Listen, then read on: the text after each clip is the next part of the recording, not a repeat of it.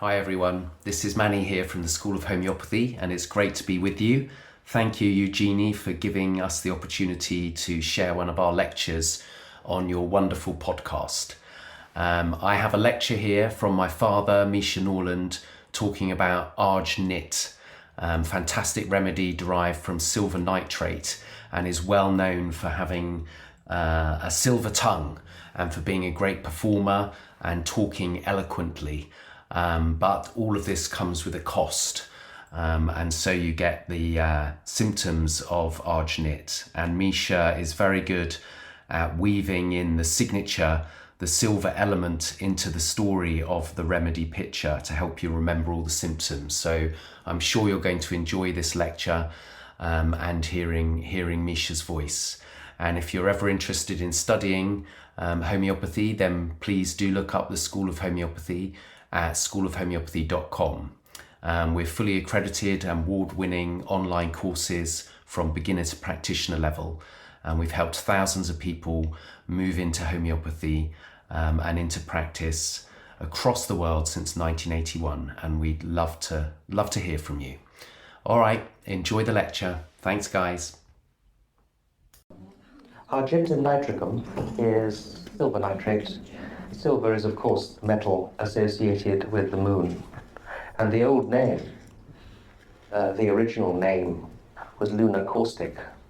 It was called caustic because when applied to the skin it burns it. It was actually used very much for burning out and cleaning, disinfecting ulcerative conditions, ulcerations. Also, ophthalmia neonatorum was treated with a very diluted solution of lunar caustic.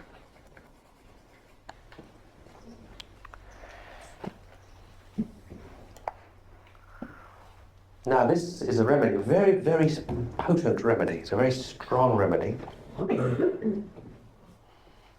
It affects the organism at all three levels. At the mental level, there is quite considerable weakness. These people are not intellectuals, which is not to say that they may not have received a good education and to be intelligent, but their way of thinking is not the way that an intellectual thinks.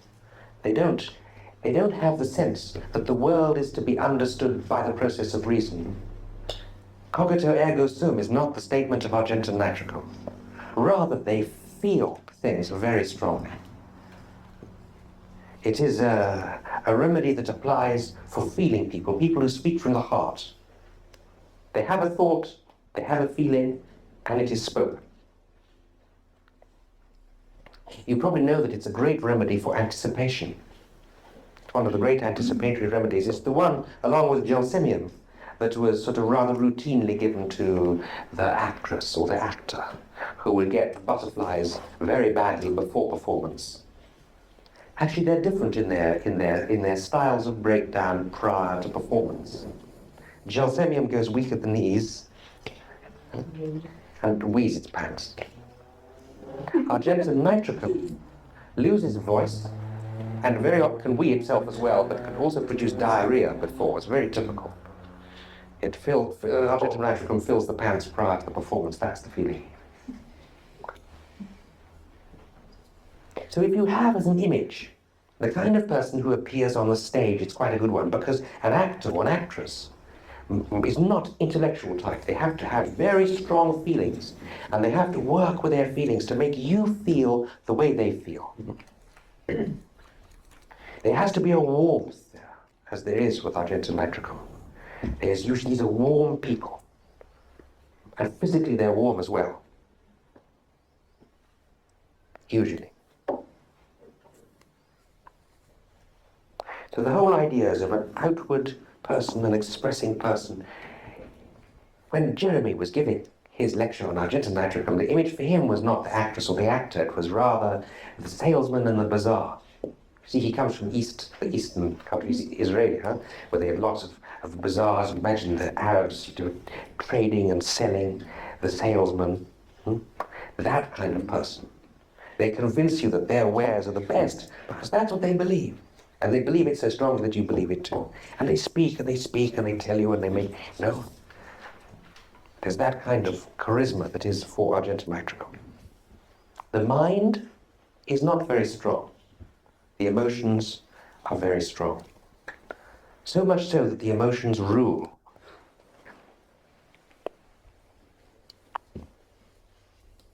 They're full of ideas, but not intellectual ideas, more like images. The image-making capacity of Argentum Nitricum is so strong that they're walking along the street and they're thinking about this and that, and it becomes real for them. Their imaginary things become real. They can see it happening before their very eyes. For instance, Argentum Nitricum was walking along the street and they're thinking, that person behind me is following me. I'm sure they are. I can hear their footsteps. I've heard it for a while. I'm sure I'm being followed. And they walk faster. And as they walk faster, that person is walking faster as well. It's just their own footsteps that they're hearing. And they start running. And the person starts running as well. And they're running as fast as they can. By God, they're being chased. Not by one person, everybody's after them. And they go to their front door, and they burst into the door and run up the steps. And then suddenly they remember, oh yeah, they're at home now. Yes, it's all right. And they calm down. It says in the books, Argentum Nitricum is always hurried. And they're always running and always... There's this kind of hurry. This terrific overactivity.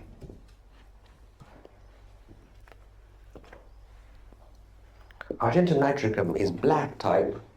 Well, maybe it's not. I think the rubric fear of types doesn't have black types in it.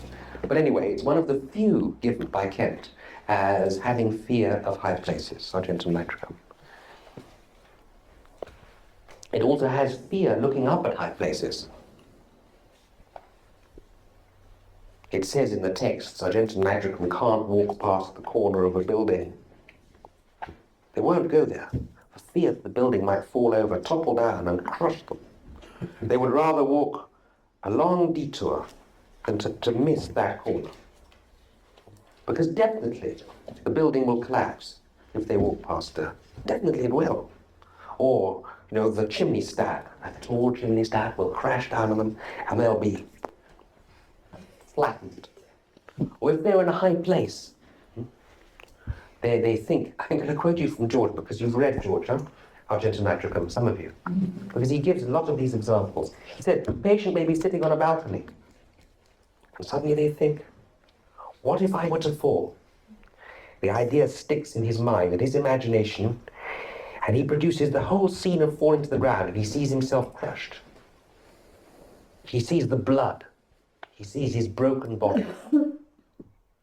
He becomes so overwhelmed by this image that he begins to walk over to the edge. And maybe even he's putting one foot over the parapet. Suddenly he comes to his senses. And he runs back and shuts the door so that he won't do it again. That kind of impulsiveness is typical. So if you will read George, you'll see these many examples of what it's like for Argentum Nitricum.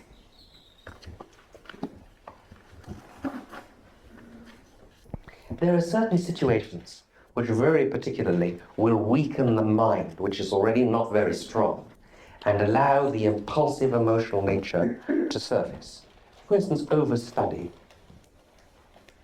If Argentum Nitricum is working very, very hard to pass exams, and they overtax the brain, then this other side will become very strong. Or you're preparing for a play, and you're learning your lines all the time, trying to get memory to work. And then it's likely to come upon you more. Isn't there this image of the student looking up from his book, I think it's in Kent, and thinking what would it be like to stuck a piece of wire into the plug socket and actually going towards the plug with it? And right. It's George. It's a George example. It's another one. Right. He tells a story about a patient, I think it was one of his students actually, an American student who came to Alonosos and gave his case. George was not sure which remedy to give. And it so happens they went fishing together. Do you know this story? And in the Mediterranean, there are some fish which have very sharp, they're little red fish with very sharp spines, and they're poisonous. And it's, you get very swollen. It's very unpleasant to be pricked by one of these fishes. And it so happens he caught a couple of them. And they were in a little tub with a tiny bit of water, see?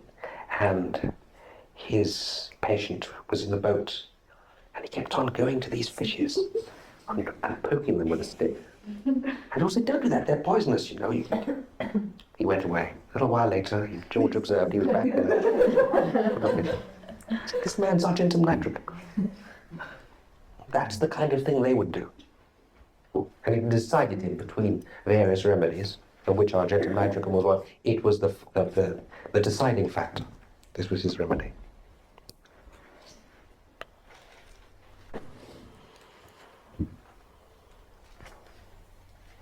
It's in the repertory, and it predicts the time of his death. Which is the main remedy that predicts time of his death? Absolutely. Aconite says, at 3 o'clock in the morning, I will be dead, definitely. Yes. You must call the doctor now, because I will be dead at 3 o'clock. Is the main remedy, with terrific fear of death and tremendous anxiety, right as you know. But Argentum Nitricum there too, they're thinking about it, and they imagine it, and they imagine everything.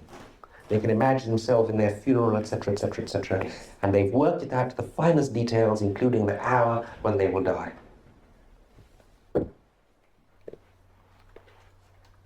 And he says that Agnus Castus should be added to that rubric also, if you want to add Agnus Castus. There are various ways of looking at it, huh? The lunar element, where the contents of the subconscious mind and also the process of the imagination is very strong. And you all know when the moon is full. What happens when the moon is full for you? Anybody? Mad. The lunatic goes mad, yes. Loads of energy. Loads of energy, yes, but and also what kind of energy? Yes, that's right. I mean, I'm like that, certainly, and I'm sure many of us are. It's a kind of excitable, rather wild, slightly unruly energy. It's mad, a little bit mad. You see, that's the idea with Argentum Nitricum. It's kind of bubbling and frothing away in there like a yeast in the imagination.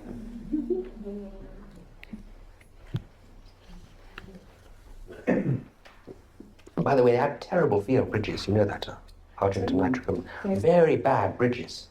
They cannot cross bridges. You ask an Argentum Nitricum patient this one, if you ever get one, ask them about bridges. I mean, they're away from the edge, you know, just like this. What if they get down? They think they're going to fall. The bridge will fall, will collapse, they will be swept away in the torrent below, even if it's a trickle. There's, have any of you been climbing and up in like the Lake District? You get ridges sometimes. Huh? There's one very famous one, the Lake District. You know it? Yes. And it's got scree slopes on either side. and it's very narrow at the top. You know, there are rocks. They're maybe this wide, just like walking a plank. And the scree slope on one side goes down to a tar, and the other way it just goes down into a valley. And the impression is as though you're walking on the air. And you cannot get Argentum Nitricum to cross that. Impossible. And it was a tremendous amusement to me watching people tackle that bridge. Some of them on their hands and knees.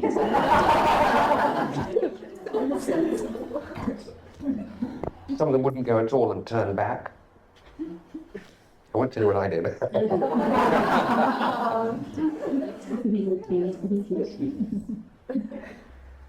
The caustic element is a way for you to remember, if you remember lunar caustic, the caustic element is caustic, it's corrosive, and it destroys, it eats away, it etches out.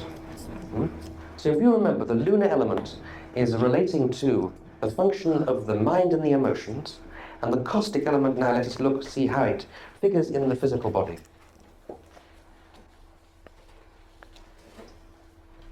Well, first of all, memory is actually mind, but in a sense you get the idea of the etching quality to the nervous system itself. The memory of Argentum Nitricum, very, very poor, especially if they overtax, they then have very poor memory. The first thing it says in Verocase, Materia Medicase, thinks his understanding will and must fail. And it's interesting because even though we have the imagination, he thinks his understanding must fail.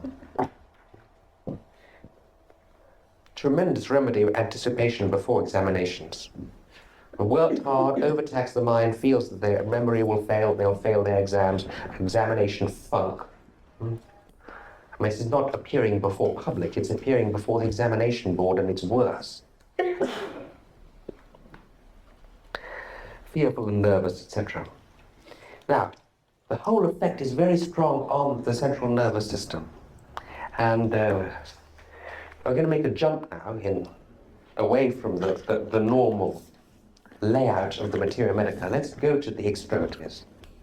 Because here we have the nervous system, if voluntary control becomes very much impaired under Argentum Nitricum. And it has symptoms that are like multiple sclerosis and paraplegia.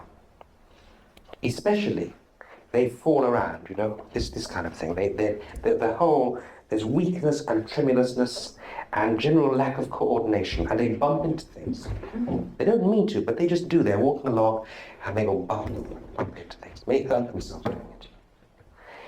And very bad for them, if they shut their eyes, they cannot walk straight at all. They shut their eyes, they're all over the place.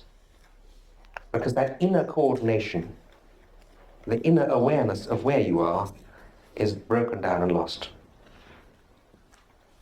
I think that they're not very centred people. They're a bit sort of... Yes, sort of. But you remember that it's a very big remedy, one of the first remedies one thinks of in multiple sclerosis. It's sort of, you think of other remedies, but it's very much with tremulousness, weakness, falling into things and can't walk with eyes shut. About Parkinson. Yeah, yes. It says in the book here, you know, post-diphtheric paralysis like gelsemium, and paraplegia, myelitis, and disseminating sclerosis of the brain and cord. But I think I'll read you this really condensed and brilliant description in Verocase. He says, in this drug, the neurotic effects are very marked, many brain and spinal symptoms presenting themselves which give certain indications for its homeopathic employment. Symptoms of incoordination, want of control and want of balance everywhere, mentally and physically. Trembling in the affected parts. Is an irritant of mucous membranes producing violent inflammation of the throat and a marked gastroenteritis. Very characteristic is the great desire for sweets, the splinter-like pains, etc., etc. I will come to those as we go through. The ulcerative side of the remedy is noticed if we go through from top, from head to feet, first very strongly in the eyes. There's a very characteristic sign in an eye which is for Argentum Nitricum. And it is a patch of redness, which is like raw meat, with all the capillaries enhanced like that, like a piece of raw meat. Is the sign. The pain, as you can imagine, is very intense.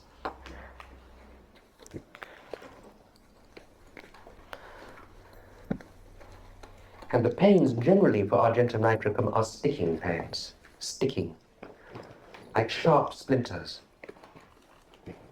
And if it helps you to remember the nitricum element like nitric acid, nitricum element like nitric acid, which also has splinter pains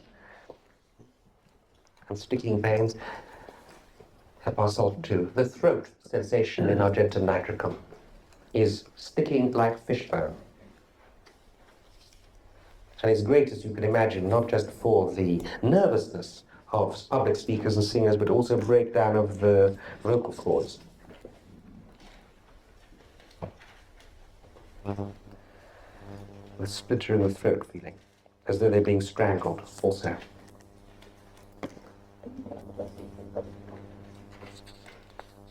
Also, there is a tremendous discharge, purulent discharge. You remember me saying that it had been used for ophthalmia neonatorum as a local preparation, as also is mercury, by the way. Mercsol and Argentum Nitricum both have been used locally and by homeopaths too, just in a 3x to 6x potency put into eyes of the newborn to clear them. Is it still routinely put into babies' eyes? No, not anymore. No. It was It was till quite recently. Now we can use a potency. And usually gummy eyes in a baby is indicative of the psychotic miasm. You know, the baby, if the mother has gonorrhea, actual gonorrhea, the baby picks it up through the birth canal, through the eyes. But also the miasm can show itself at the first stage like that.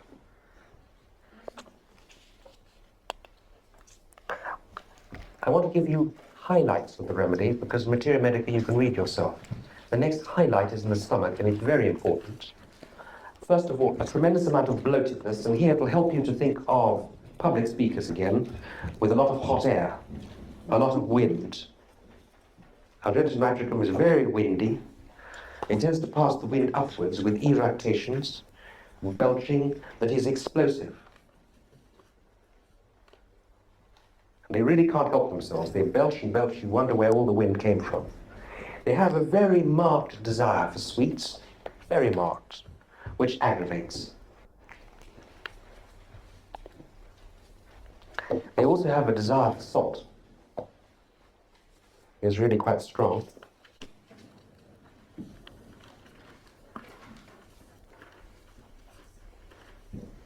And they like salty food. And one of the saltiest foods that people indulge in while not telling you that they like salt half the time is cheese. Salty cheese. Cheddar cheese is very salty. And if they eat sweets, it aggravates them and gives them a diarrhea, which is very typical as well. Remember, it was as the disturbances in the whole alimentary tract, in the stomach with belching, in the abdomen with distension and flatulence.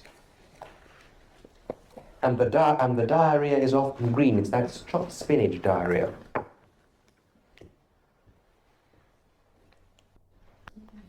George said, I can find it. Yes, when we have a patient with a strong desire for sugar, a desire for salt, who is worse from heat and better from cold, then we must think of Argentum Nitricum. If in addition the patient is aggravated by sweets, then it is definitely Argentum Nitricum. We should bypass the mentals entirely, just on that little physical knot of symptoms, that little complex of symptoms. Do you agree with that? If George says so. Well, those really are the highlights. There is a headache, of course, which has got an interesting sensation. It's a sensation of expansion in the head, which is ameliorated by tight pressure and bandaging. So I think you have an idea of the remedy now. I hope. Could you have it in an article that doesn't have this marked desire for sweets? It's very common, the marked desire for sweets, but because it aggravates them so much, you will find them suppressing it. I've had ulcerative colitis being Argentum Nitricum, to give you an idea of how ulcerative it can be to the mucous membranes of the digestive tract. So the focal points, the homing place for Argentum Nitricum is central nervous system, the circulatory system, and mucous membranes, and the digestive system is very strong.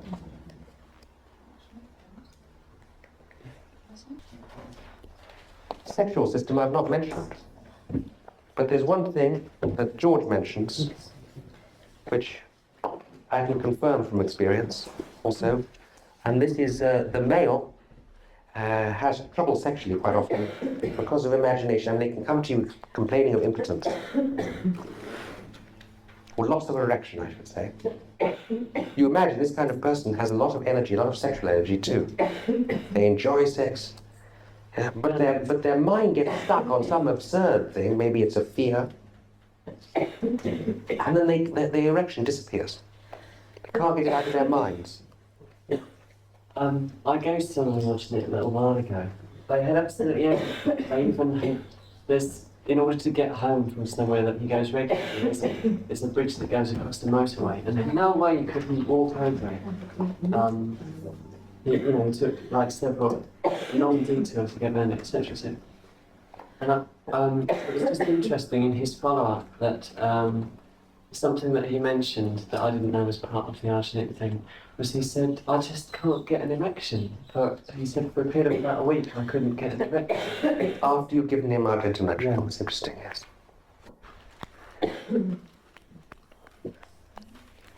I wanted to take up a point, and if I've done this, if I've gone over this with you, please stop me. The theory of resonance, have I gone over that with you? No, because it explains various phenomena very nicely. It doesn't take long to explain. Have any of you done, say, O-level physics? That's cool. O-level physics? Yeah, no, good. Do you remember about resonance? Yes? Resonant frequencies and so on and so forth. Does anybody not know what the hell I'm talking about? Yes. You know, Caruso could sing a note and pitch it to resonate with a wine glass, and then sing it with such intensity that the wine glass would shatter. And the reason this happens is because the wine glass, if you ping a wine glass, it has a note. If you sing that note to the wine glass begins to resonate and vibrate. And if you make your singing voice loud, it resonates more and more and more until eventually it's shattered. Soldiers are always told when they march over a bridge to break step, because should it happen that the beat of their feet in sequence was to resonate with the fundamental frequency of the bridge would start rocking and might collapse and break. It's not just Argentum Nitricum generals who are afraid this might. It's been known to occur. So what happens is that if we draw a graph where the horizontal axis is time, and this axis represents intensity in a plus mode here and in a minus mode there. What I mean?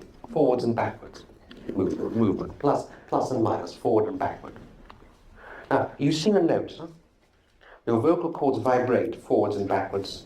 They set up in the air zones of compression and decompression. And then it arrives at the wine glass, which has a resonant frequency, and it begins to vibrate as well. This is the idea.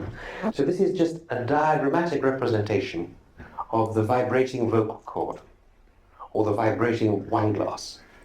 We will deal with the wine glass at this moment. Huh? The wine glass has got a fundamental frequency. If you strike it, it will sound a note. That means that it's vibrating. And if we put this vibration along the time axis, moving in time, we get this shape.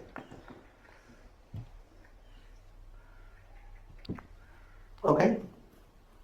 Caruso sings, and he pitches his note to have this same vibration. Now, as he sings, the vibration becomes intensified. It gets more, and more, and more, and the wine glass shatters. The simillimum, this is the point of the exercise, the simillimum, the right remedy, strikes the resonant frequency of the disturbance of the vital force. And it energizes it, it gives it more energy. It's just like Caruso singing. That's the analogy.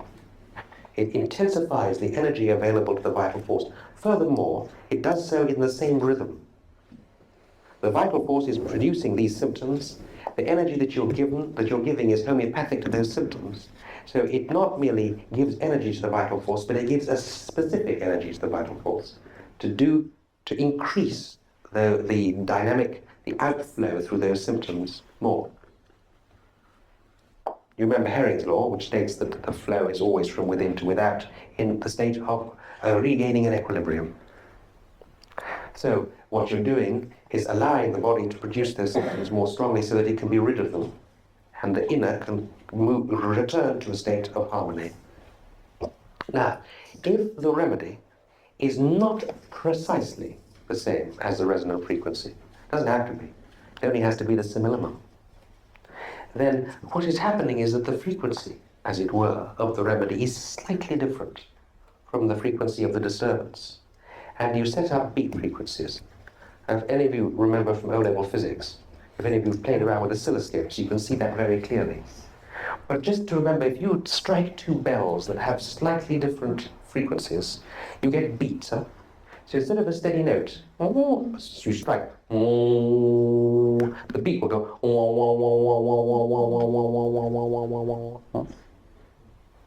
And if we were to draw this out, we would get some different shape for it. You would still get an intensification, although not quite as great, and you would also get the second frequency produced. Now these secondary frequencies, the beats, are then the proving symptoms that appear. It's like the point of not exact overlap, and they're temporary. As you said, for 1 week, your gentleman suffered inability to produce erections and then it disappeared. It was like a beat frequency. Decay.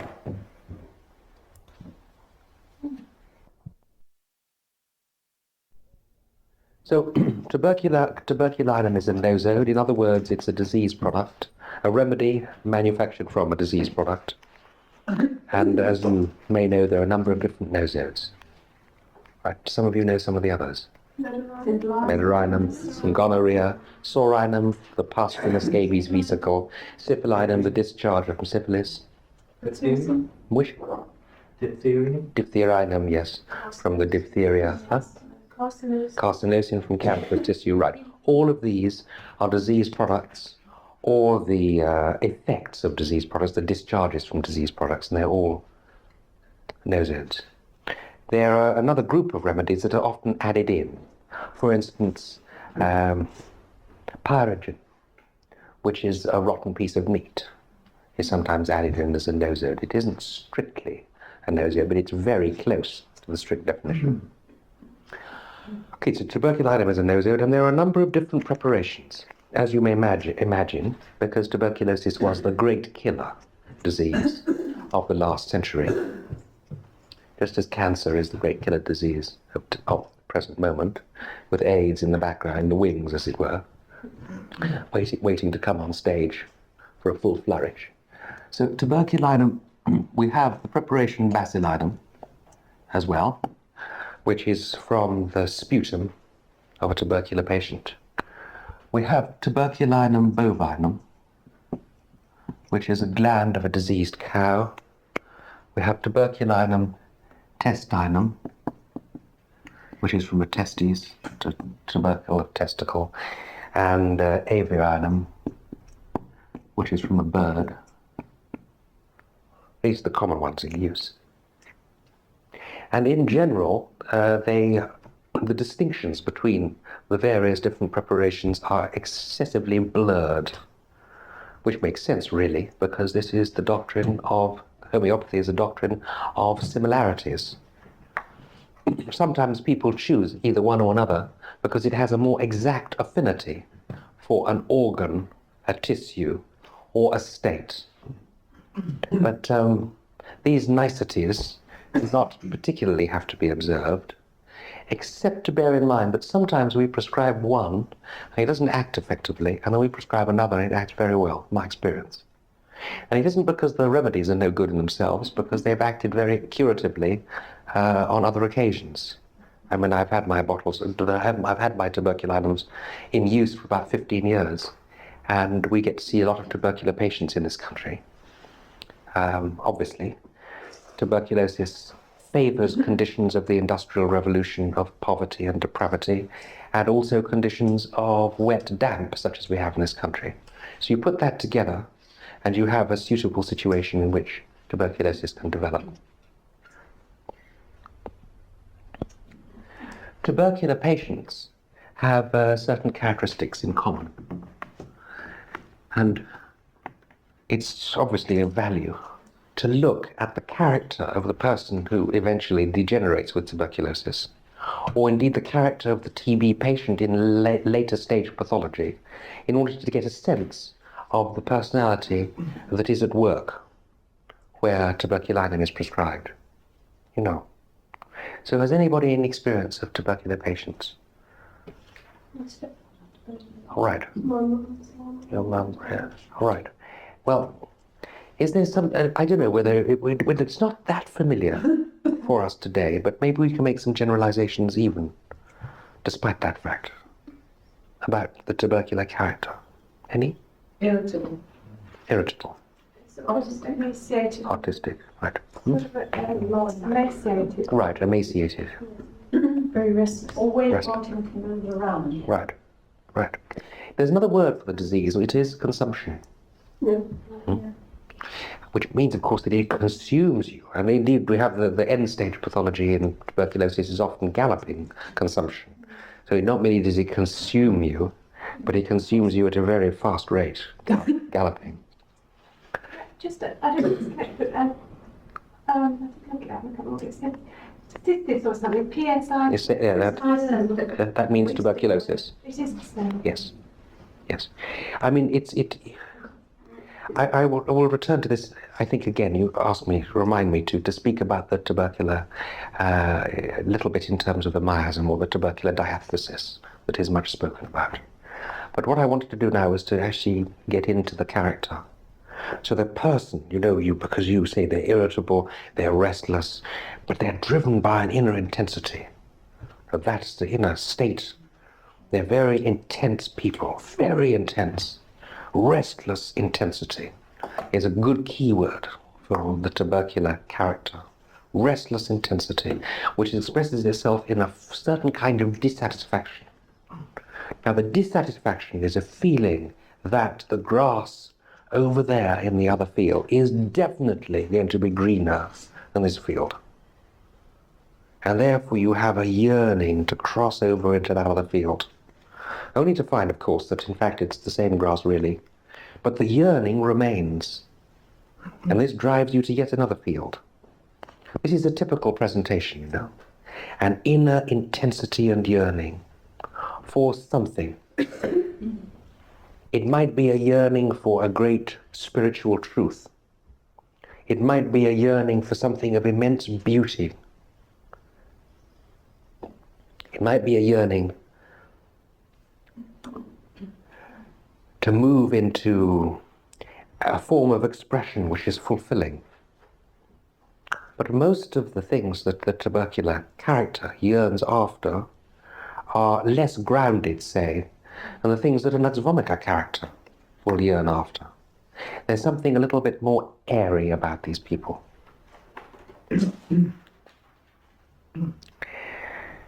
Inside there's this great sense of longing, of yearning, and a romantic intensity.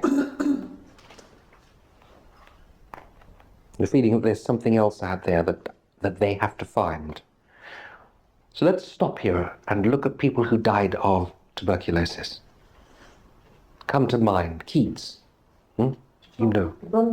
Chopin. He died here. Schubert actually died of syphilis. Yeah. Beardsley. Yes. Did he not die of syphilis? Is it? And I think they're quite close. What's George Sand? George Sand. How do you say it? I'm not sure. But the writer, Lawrence, G.H. Lawrence, died of TB. Intense, sexually very intense too, like D.H. Lawrence. Intensity, emotional intensity. It absolutely drives them. Also, they very often have the feeling that they will burn out. That they won't last out their full lifetime.